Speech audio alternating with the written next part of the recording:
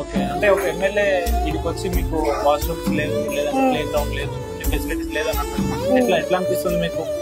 అవన్నీ రావడంతో అసలు చాలా హ్యాపీగా ఉంది సార్. మాకు క్లాసెస్ లో మొత్తం ఇరుకు అసలు మా ఇంట్రెస్ట్ కూడా రాకపోయింది, కానీ అక్కడ చూస్తుంటే మొత్తం ప్రైవేట్ పిల్లల క్లాసులు ఉంటాయి కదా సార్, అట్లా అనిపిస్తుంది.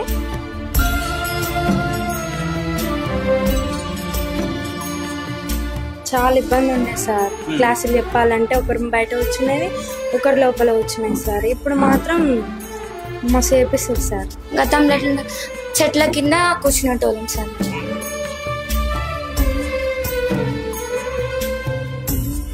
హ్యాపీ అనిపిస్తుంది సార్. చదువుకుంటాం సార్, నిలబెడతాం సార్. కానీ శివాజీ గారు మీరు ఒకటి చెప్పండి, అంటే సరే రాజకీయాలు పక్కన పెడితే ఒక రాజకీయ నాయకుడు సొంత ఖర్చులతో ఇట్లా పెట్టడం అనేది, అంటే మీరు